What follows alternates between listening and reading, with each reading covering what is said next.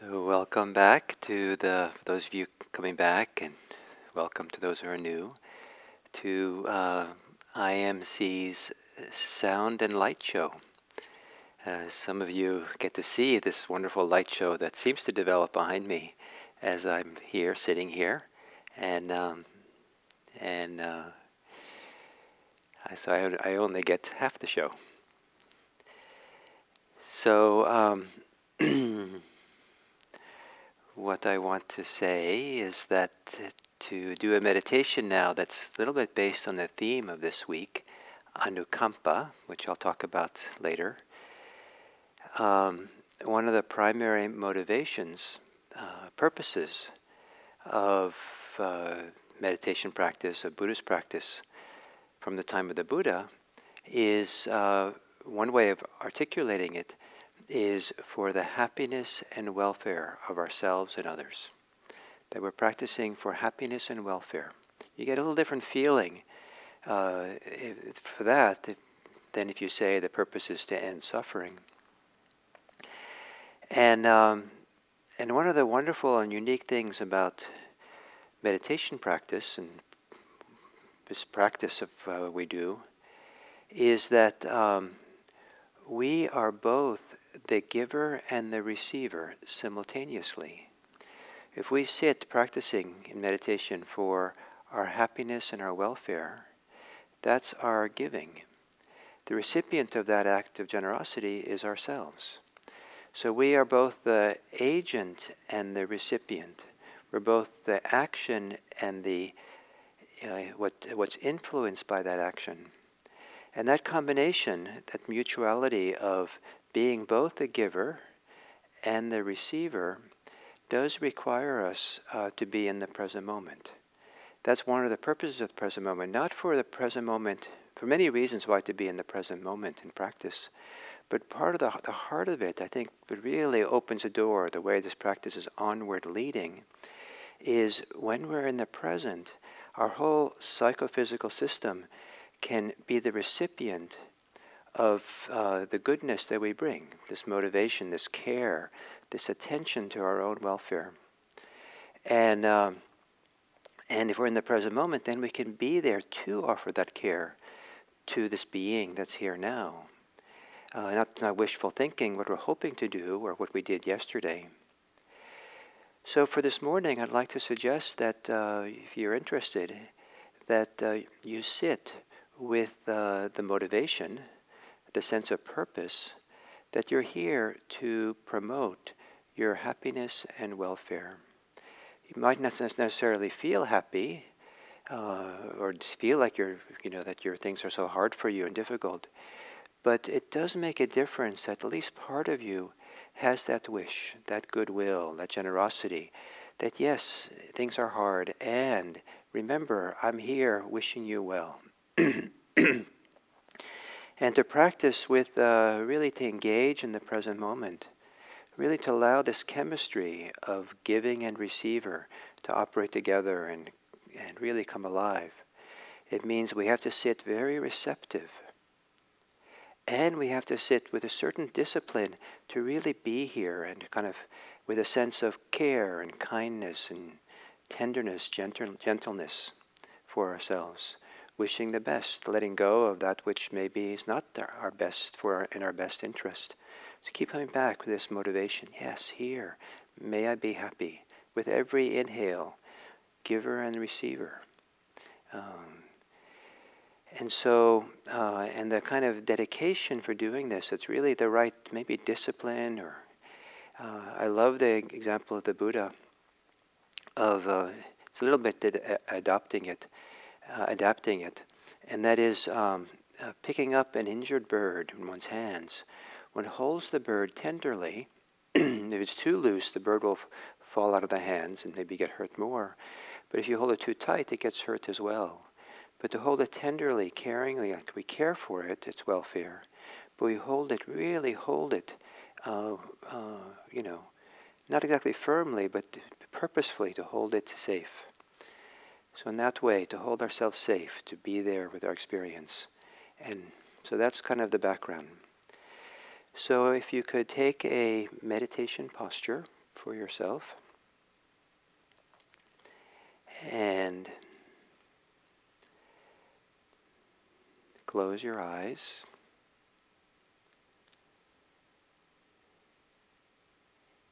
And take maybe 3 long, slow, deep breaths.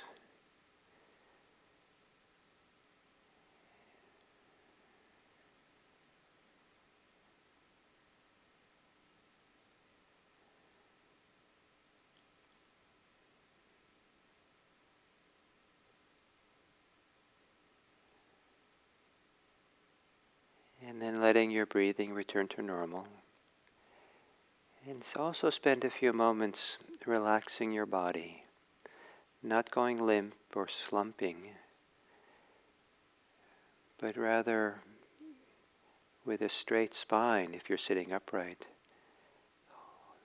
Maintaining the uprightness and relaxing everything on either side of it, on all sides of it. So it kind of maybe hangs, things in the torso hang from the spine almost. The muscles of the face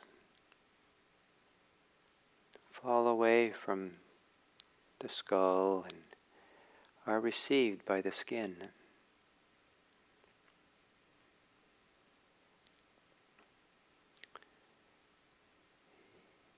Your belly softens and relaxes and hangs forward and down, received by the skin, away from the spine.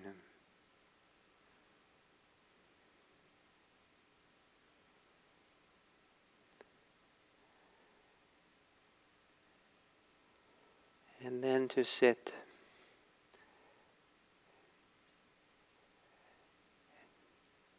with some idea, some sense of purpose, some attitude that you're sitting here for your own happiness and welfare, that you care for yourself in these minutes. And if that's not available, maybe you can assume that you're here for your own happiness and welfare. Not that you can automatically make that happen, but that it makes a difference. That you're here with yourself,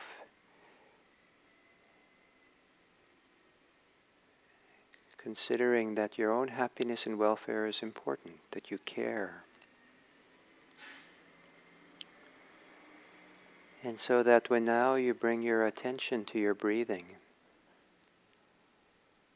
you do it as if you're holding maybe a slightly injured bird. You're going to be there and hold it. Feel it with care and goodwill. Attitude of kindness to your breath, to breathing.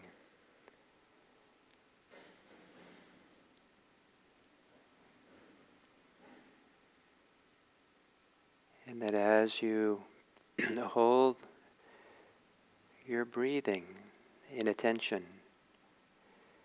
there's this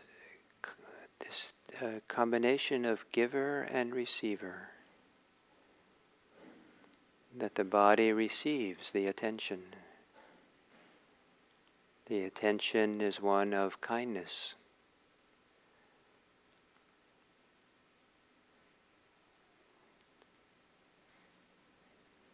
To allow the body, to allow the lungs, the diaphragm, the torso, to allow it to receive the attention. Maybe receive the goodwill, the care.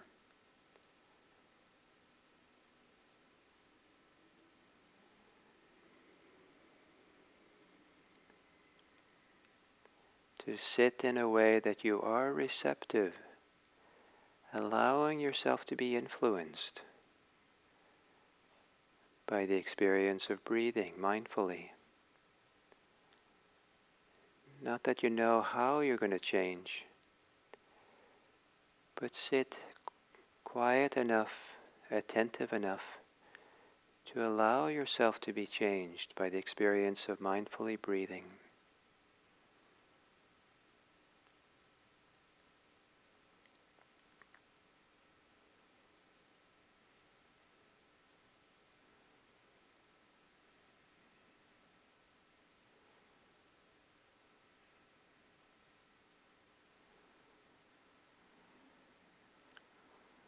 We give our attention, and we're the recipient of our attention.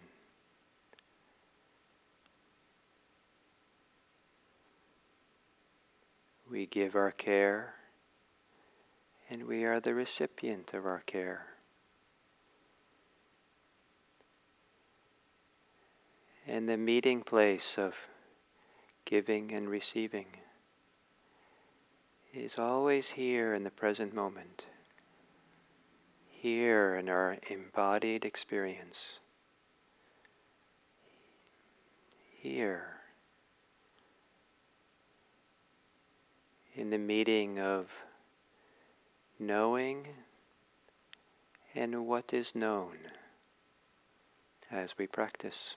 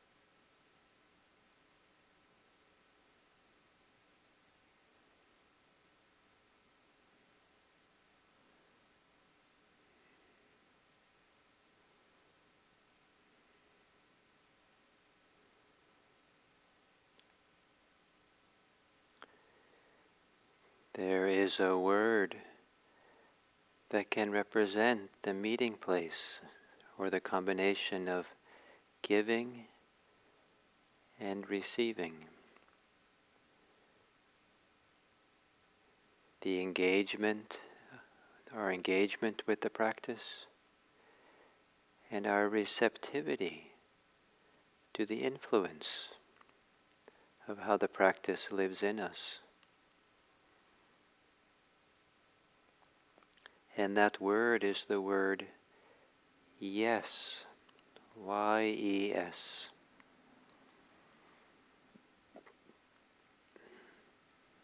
And perhaps if it's nice for you, you can very gently, maybe on the exhale, say quietly to yourself the word yes, and see if there can be both the giving and the receiving, the offer and the opening to allow that offer to have an influence on us, to spread through us.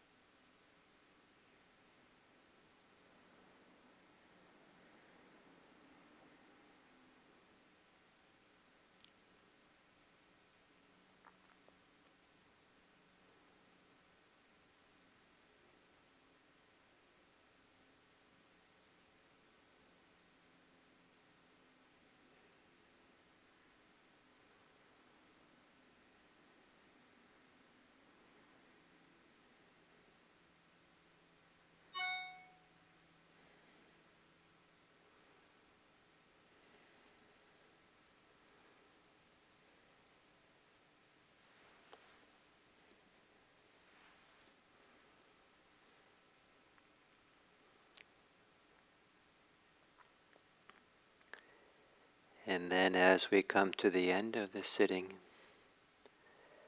to appreciate that when we care for ourselves,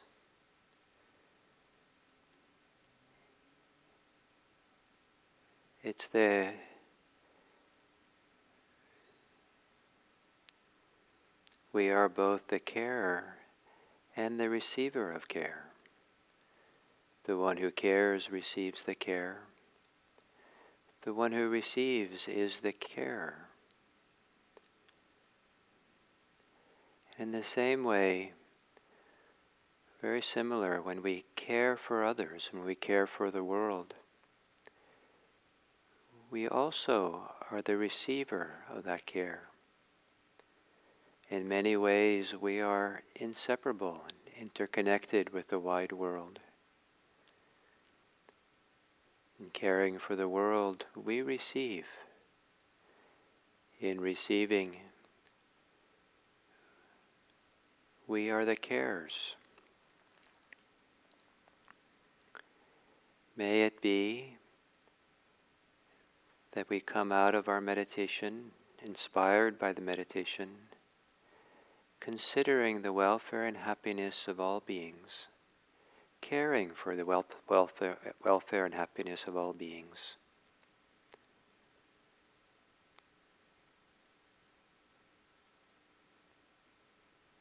May we care for the whole world and be the recipient of the goodness of this whole world.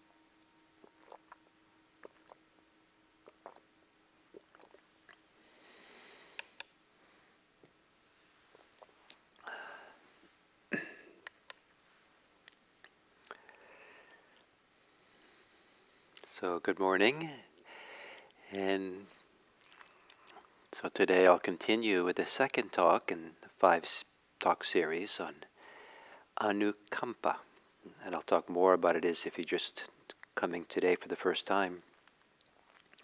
It's a word that I translate as care, and so yesterday I kind of introduced this topic by giving a very personal story around my relationship with the Buddhist concepts of Buddhist attitudes of compassion, loving kindness, and care, Anukampa. And one of the reasons I was so personal with it yesterday was that some of what I'm going to do this week, and especially today, is a little bit more scholarly, can we say, and hopefully not too much so. But I want to kind of really pull out of this word Anukampa, the meaning, what it is, out of the ancient texts, the ancient teachings of the Buddha, because I think it's a wonderful aspect of these ancient teachings that are underappreciated, and to highlight it and bring it forth so that we can benefit from that. So it touches or points to some capacity that we have inside that gives it some clarity, that this particular capacity that has a place, and a wonderful place in our lives, in our life in the world. So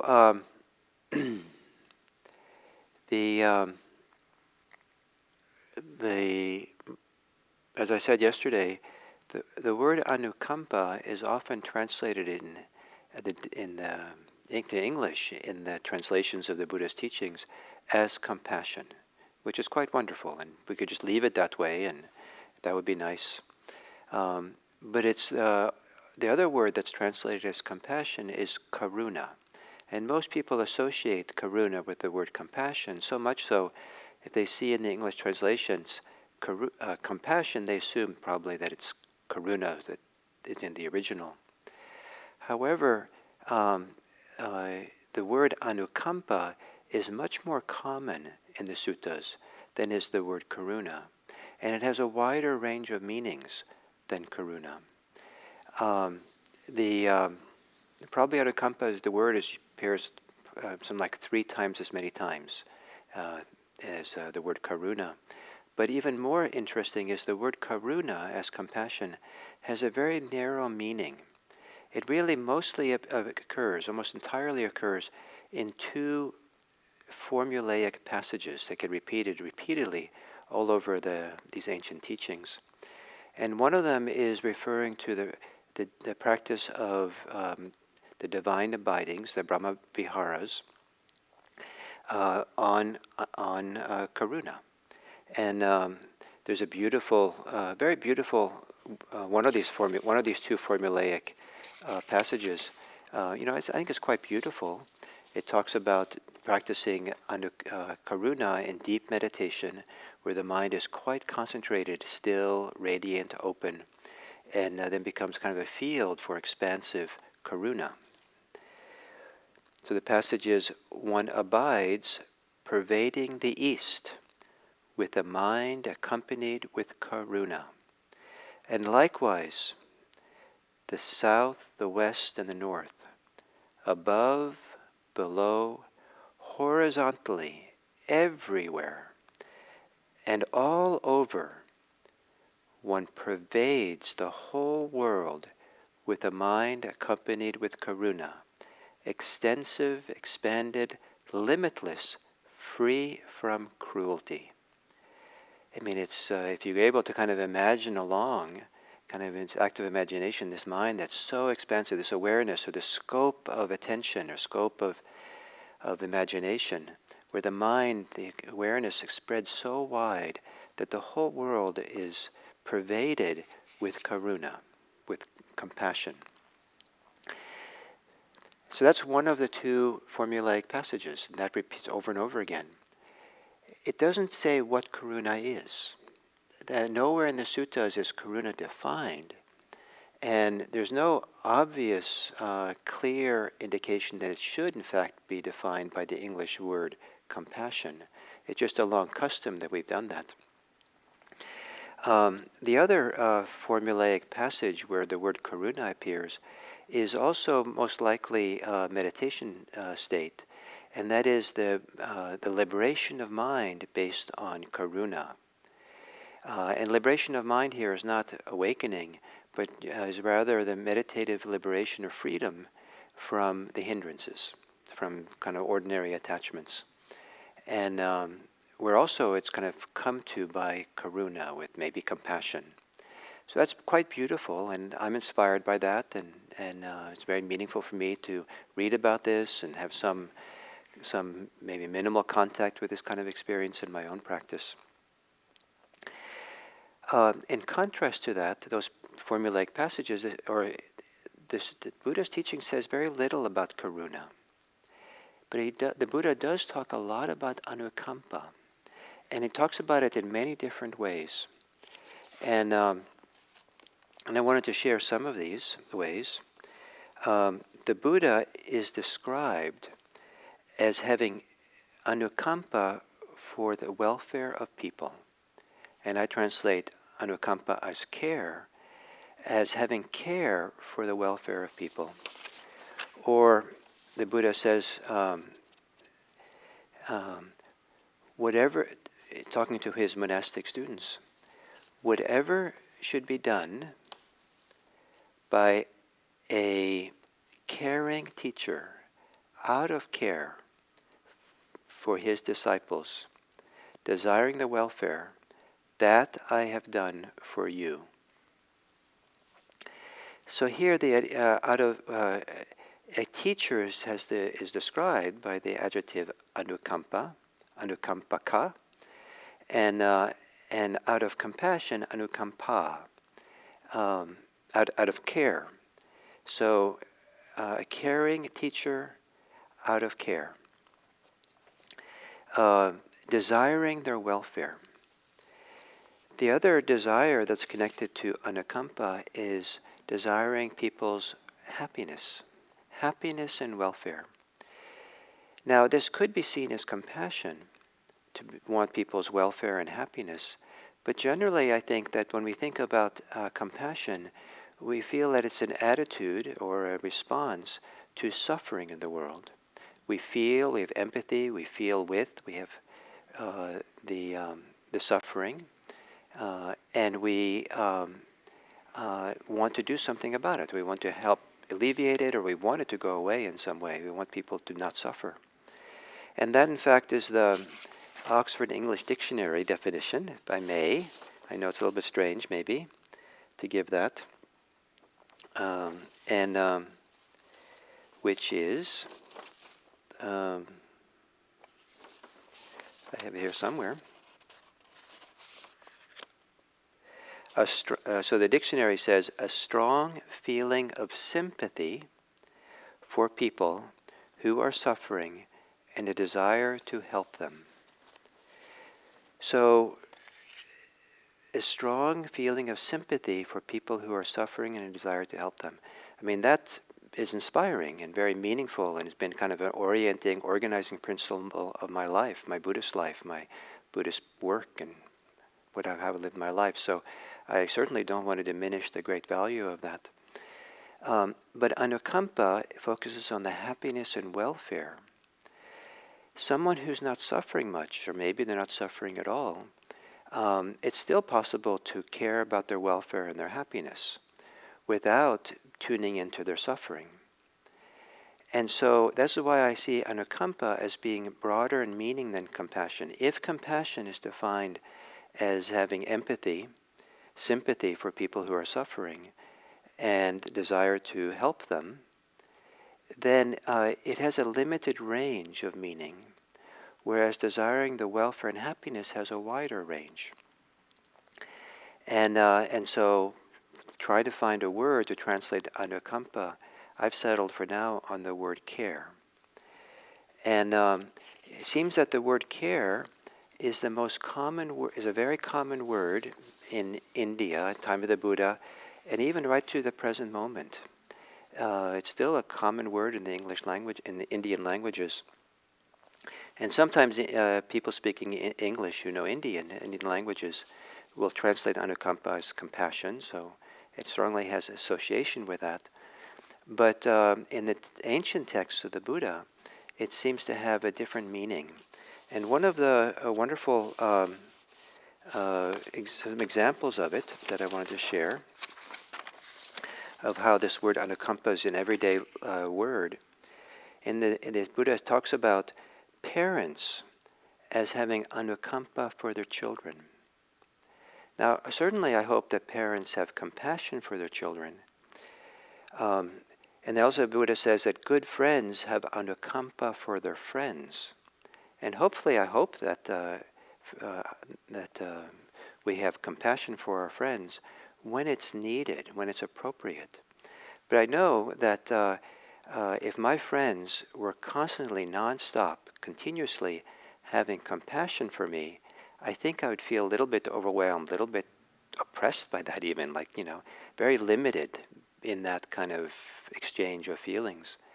However, if they had care for me, for my welfare and happiness, that I feel like that's kind of what I like. That's what I expect. I have care for their happiness and welfare, and that can be continuous. That's more open, that's more allowing.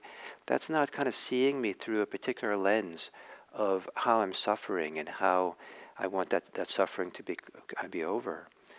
I think it's appropriate to have caring feelings that are very deep and wonderful, that are more extensive or wider in nature than only compassion.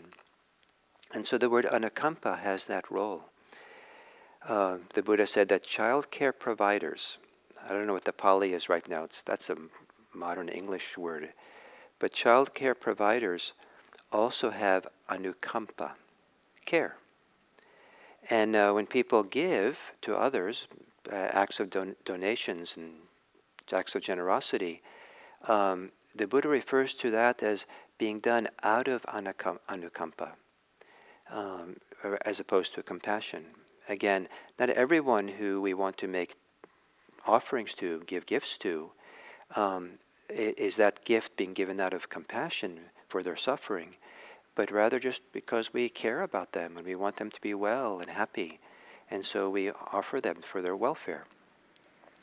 And I think that for me, again, to refer back to me, that if every time someone gave me something, it was out of sympathy for my suffering, care for my suffering, I would kind of feel a little bit troubled. I'm very fortunate that my wife often makes dinner while I'm kind of here at work at IMC. And if I came home and every day felt like it was out of compassion for poor Gil, that she was offering the meal, I think that I would feel a little bit, I don't know, it'd be a little hard for me. But, to offer it out of care and my welfare and happiness, it's a beautiful thing and generous thing. And I'm, generally quite happy that to be the recipient of this. And